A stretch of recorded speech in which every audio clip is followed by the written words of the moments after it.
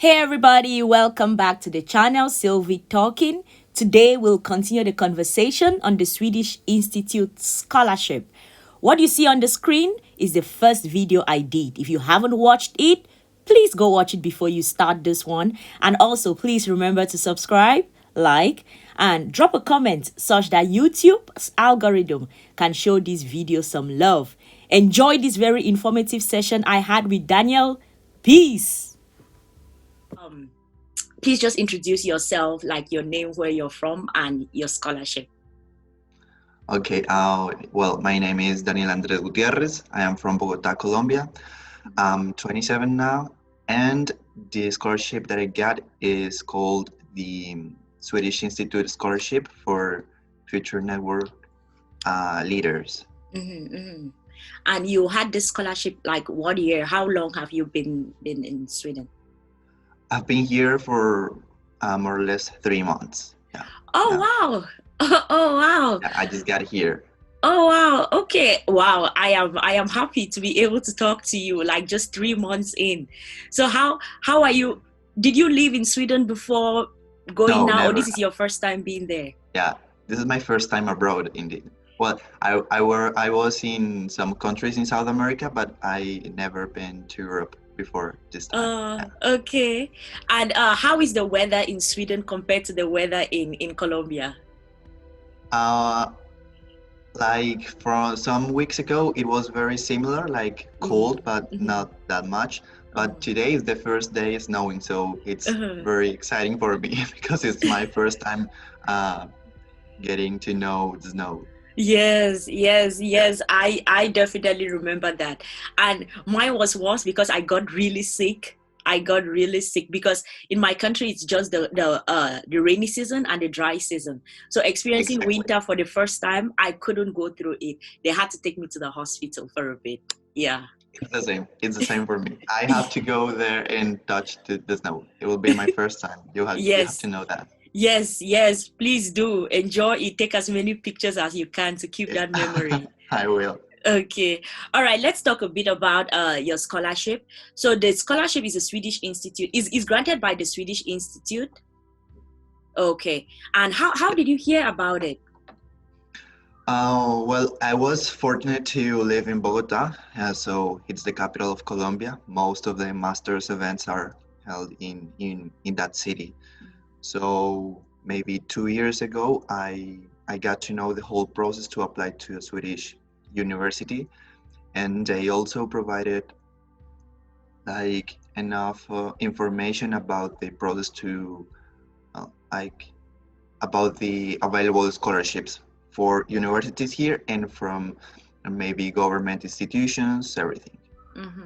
Yeah, and it was just more or less 2 years ago when I was in Bogota. So through that, you're able to learn about different scholarships that are available in different parts of the world, or was it just the Swedish scholarship? From all over the world, yeah. And also from universities in which maybe they don't cover all your expenses, but also the government ones, which are more complete. And yeah, it was better for me to know that there are these kind of scholarships that can cover your full expenses here. Okay. And when you started applying, can you please take me through like the first step? Because I was looking through the scholarship. It seems like the first thing that students are supposed to do is that they first apply to universities before applying for the scholarship. Is that the case? Yeah. Well, the first step in order to apply for the Swedish Institute Scholarship is to define your main field of interest, because it's very important given the fact that they have like a list of programs that they will be sponsoring. It's not every single program in every university in Sweden. It's just a list. Really? So for each university, there are some master programs that they are able to sponsor. So yeah, that will be especially important when you have to write motivation letters. You have to give the Swedish Institute, like convince them that you are good suit for what they are looking for. And yeah, the order is that you have to apply for the Swedish university, which is very straightforward. They have a platform that is very well organized, so you just have to go through those steps. You have to pay a fee. I think it's more or less like $100, more or less. And after that, you have the chance to apply up to 4 institutions, so 4 different master programs. And yes, after that, you will have to apply for the scholarship, but you will still don't know if you get admitted to the scholarship. So you just have to be patient and wait for the university answer, apply for the scholarship, and then wait your results. Okay, so you apply for university, and then is it the university that applies for the scholarship for you, or you apply, the university gives you like an unconditional offer, then you use it to apply, or what is the proof that you've applied for a university? Okay. Yeah, you apply for the university, and then like maybe, well, you have to like 2 months ago if you go well ahead in the process, but then you will have to apply for the scholarship, and you still don't know if you get admitted to the university. So really? That's the thing. So you submit your application to the Swedish Institute, after that you will get your results for the university. So you will know, in case you haven't been admitted, you will know, okay, I'm not going for the scholarship anymore. But if you get admitted, then you know you're still participating for the scholarship. Oh, I see. Okay, so let's stay a bit on this applying to the university. Is it you're supposed to show things like your transcript? Are you supposed to write like a motivation letter also for the university? No, I think the requirements for universities are very academic, so to say. So you just have to send your grades, demonstrate your English level. It has to be like B2, C1, something like that. And in some cases they ask for a specific background in some sciences. For example, you have to have in your grades subjects about physics or mathematics to get in this program. So if you don't feel those requirements, maybe you're not a good fit for that master program. For example, in some engineering programs, you are expected to know a bit about physics or thermodynamics, something like that. But it's pretty much like that. You're not expecting to write motivation letters or demonstrate experience or something like that. Not in the university application process. Okay, I see. And apparently you have 4 options, like you can apply to 4 different universities. And will it be 4 different, you can apply for 4 different programs in these universities? Yeah, it has not to be in the same university. You can choose different programs in different parts of Sweden. Yeah. Okay, I see. And then you now move to applying for the scholarship. When you are applying for the scholarship, what is the process like? Well, for universities, you have like, maybe I'm wrong, but more time, maybe 2 months or something like that. But for the scholarship, the applications opens just for 20 days or something like that. So you have to, in that period, you have to submit everything. So it's better that you go well ahead to the process and get all the documents that you need. And it's very important because you have to demonstrate experience, leadership abilities from your work positions. And also it's good if you have volunteered in your home country, so you can be able to show them that you have a good social spread in your career. Okay. And so you have 20 days to upload your submission. Yeah, Wow. but the thing is, you have to get those documents prepared well ahead, because there are letters of motivation. You can handle it, but you also need letters of recommendation from your Mm. former bosses, Yeah, yeah, yeah. and that could take time. Yeah, So you yeah. have to ask them to write a good one, something that is not like, oh yeah, he's disciplined or he's good at it, but they have to take enough time to read what you want to study, what the program that's your aim in Sweden, so that they can write something meaningful for your application. So you will also be depending on someone else's work for the scholarship. That's very important. And once you have those documents, um, you can fill out some formats that are provided by the Swedish Institute about your curriculum, but it's adjusted to their format. It's not like the common European one or your own format for curriculum, but one specific. Okay.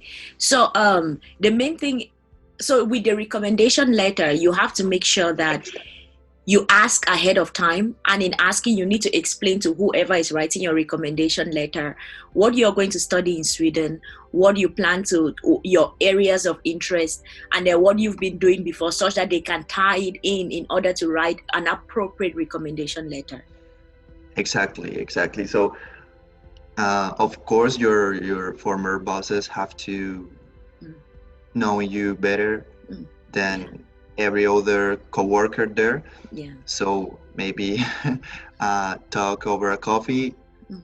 That's what I want. I am applying for this scholarship, and I think what I did in that company would be helping, and it contributes to my career in this sense. So just try to deliver that in your letter. If you feel that, of course, I fulfill the requirements for that program, and yeah, it will be more specific and more suitable for the Swedish Institute to understand how you can be a good fit for what they are looking for. Okay. So through your process of applying, what were some of, like for the scholarship itself, what were some of the challenges that you faced applying for your scholarship? For the scholarship, well, I think that was one of the most challenging things, getting all the documents well ahead, because for example, your English exam has to be like not that old, maybe 1 year, I think.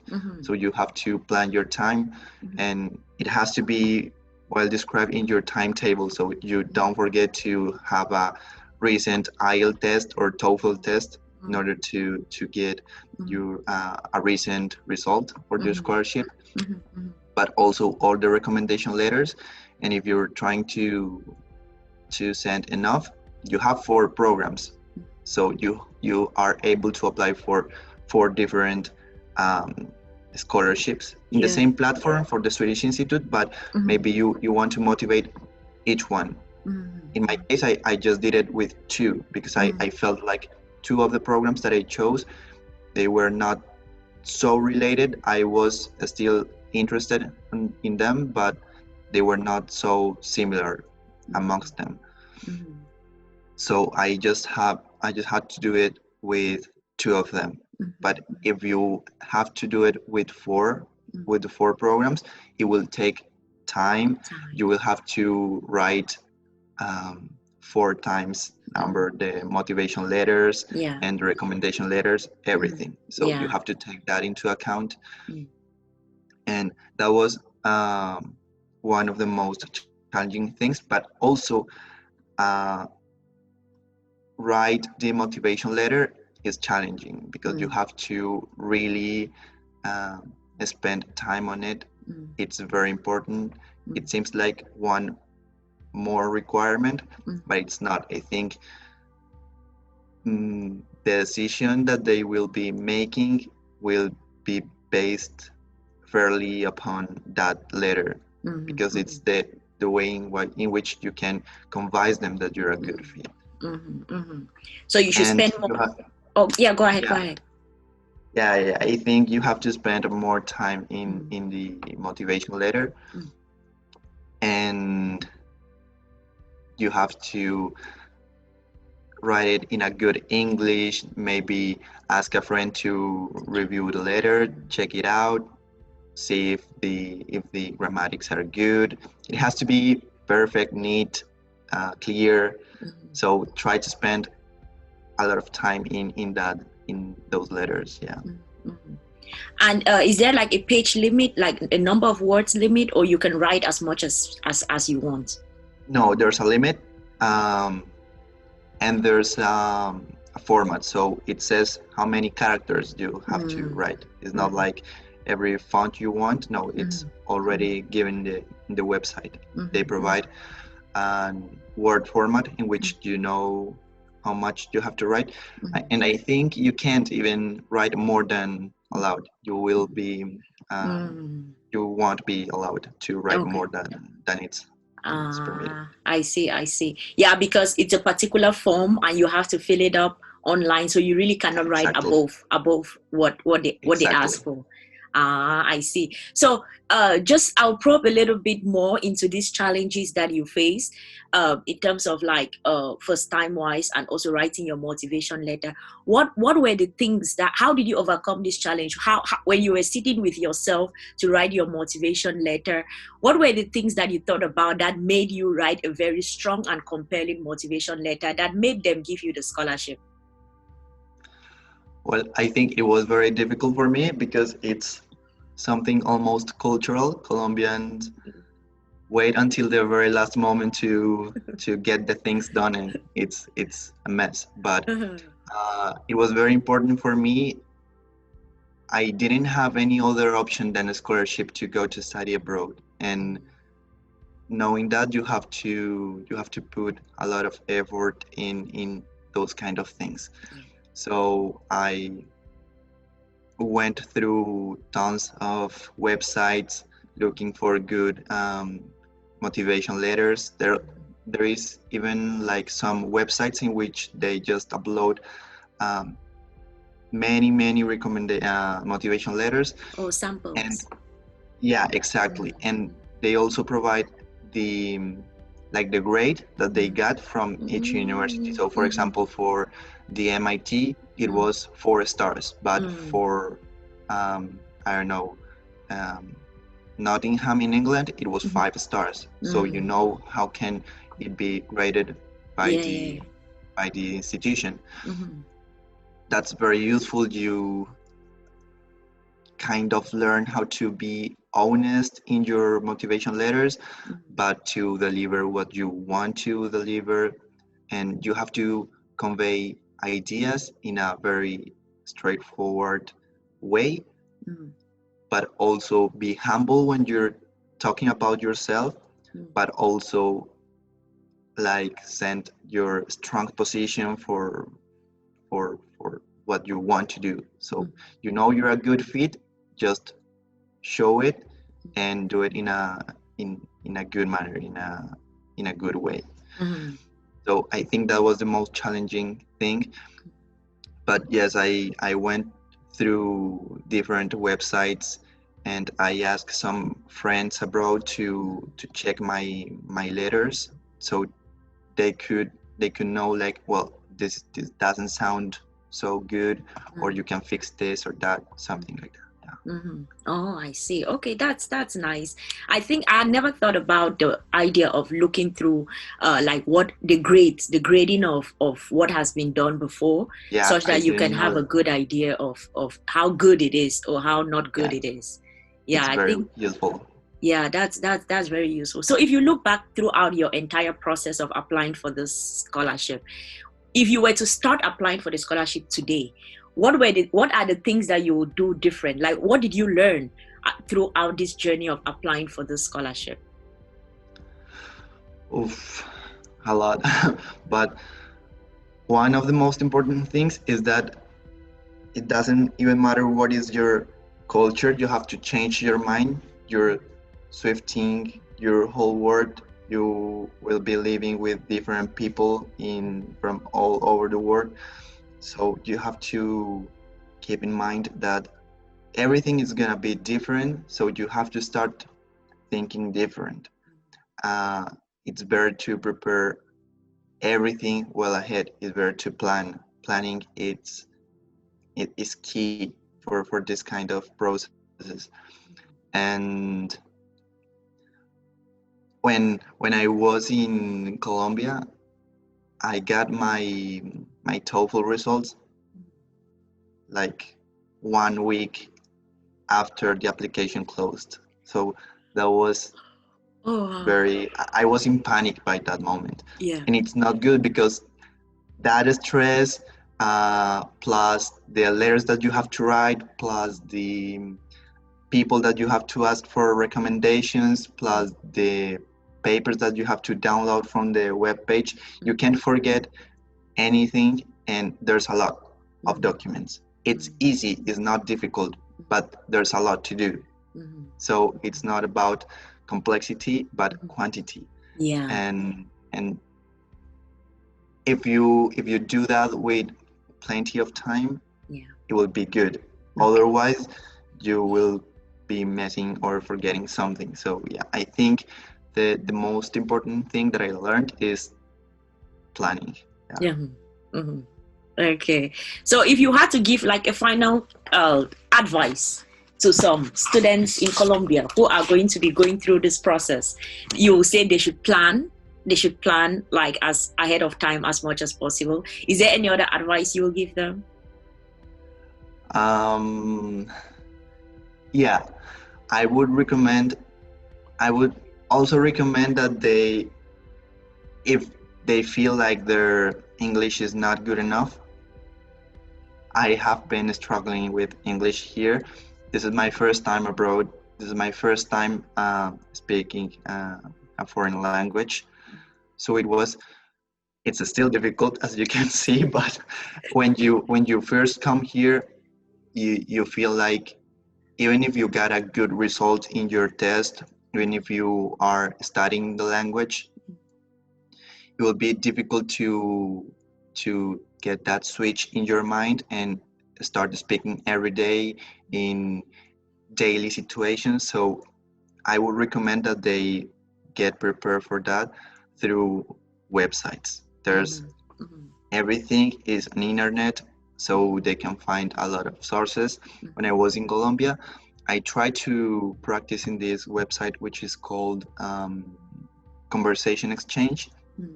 That platform, you can know people from other country, that maybe someone in England is interested in learning Spanish. So you can do like a language exchange and practice a little bit before you came here, because otherwise you will feel like a bit uncomfortable at the beginning, like, oh, I got the result, I got enough English to come here, but I feel like it's not good or it's not going well with my English. I can't deliver my ideas rapidly or something like that. So it's better if you practice a little bit before you come. Okay, all right. Thank you so much, Daniel. I'm so grateful for you taking the time to share your journey, your process. I'm sure it's not going to help just students in Colombia. It's going to help students all over, because this idea of looking for websites that give you ideas, looking for how it's important for you to start plan early. Probably sit down with your professor and explain, like, okay, this is what I want to do, and this is how you can, or with your boss, and explain, this is what I want to do, and this is what I need from a recommendation letter. Those things go universally. And then now with the language, all students that get to go to a country where they have to learn in a language that is not their first language or their mother tongue, they get to face those problems. So thank you so much for sharing your experience. Thank you so much for taking the time. I'm very, very, very grateful. Thank you. My pleasure. But what you said, it's also right. You have to sit with your boss, but also with your professor, because there are some academic recommendations also. So you have to come back to your university and get some of them. Oh, Yeah. okay. Yeah, that was also one of my processes. I had to sit down with my lecturers to get a recommendation, and it was not easy. It was not easy at all. I struggled in order to get them. So I think you really have to start ahead of time. You really Yeah. have to And I start can ahead of time. imagine now that with this thing of the COVID, everything will be have to be online. So yeah, Yes. it's better Yes. to plan well ahead. Yes. Well ahead is the most important thing to do. Yeah. Yeah. Thank you so much. Thank you guys so much for sitting through. I hope that was helpful. Please remember to hit the subscribe button as well as the like button such that YouTube's algorithm can help this video and show it to more audiences. Now I'm going to tell you all about the blog. The blog is learnhowtogetaScholarship.com. LearnhowtogetaScholarship.com. If you go there, there are new scholarships posted, and then we have the fully funded scholarships category. Go right into it. This video is going to be there alongside the video of so many other people. Go there, learn as much as you can, and apply. Good luck and goodbye. Cheers.